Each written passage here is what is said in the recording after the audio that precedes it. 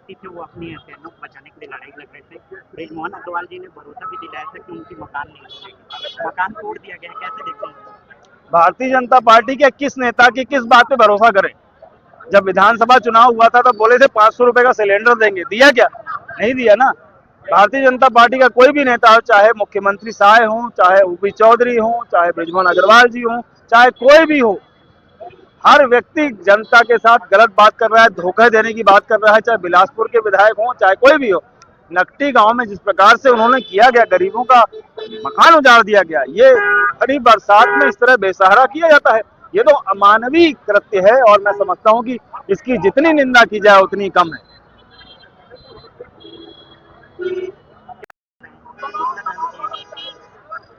हम मांग करते हैं कि गरीबों का जो मकान आपने उजाड़ा है उसको वहीं पर उनको बना के दिया जाए, उनके परिवार का पालन पोषण किया जाए, उनको मुआवजा दिया जाए और उनके ऊपर जिस प्रकार की ये संकट आया हुआ है, इस संकट से उनको छुटकारा दिया जाए।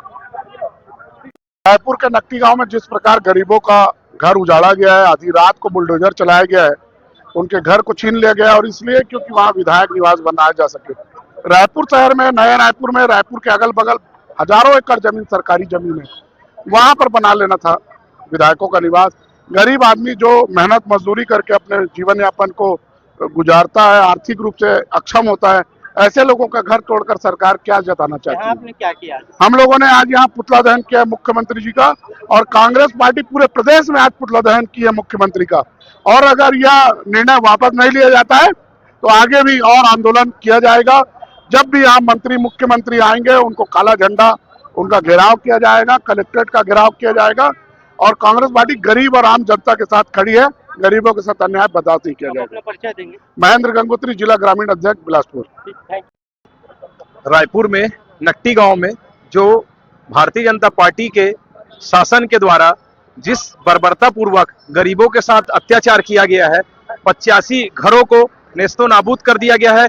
इस बारिश में, जिस बारिश में लोग अपना आशियाना बनाते हैं, उस बारिश में ये भ्रष्ट सरकार उन गरीबों का आशियाना उजाड़ दी। उनके समर्थन में, उनके सहयोग, उनके सपोर्ट के लिए, गरीबों पर हो रहे अत्याचार के लिए आज कांग्रेस पार्टी मैदान में है और मुख्यमंत्री का पुतला दहन किया गया। आप अपना परिचय देंगे? शेख निजामुद्दीन दुलारे, महामंत्री शहर कांग्रेस कमेटी। जो बरसात से पहले, बरसात में, खड़ी बरसात में जो गरीबों का घरों को उजाड़ा गया है, जो टैक्स पे थे, जो प्रधानमंत्री आवास योजना के तहत घर बनाए गए थे, उसके विरोध में आज हमने मुख्यमंत्री जी का पुतला जलाया है। क्या मांग है आप लोगों की? उनको फिर से उनका नुकसान हुआ उसकी भरपाई की जाए और उनको वहीं बसाया जाए, क्योंकि वो कई वर्षों से वहाँ लगातार रहते हुए आ रहे थे। आप अपना परिचय देंगे? संतोष गर्ग, ब्लॉक अध्यक्ष 1।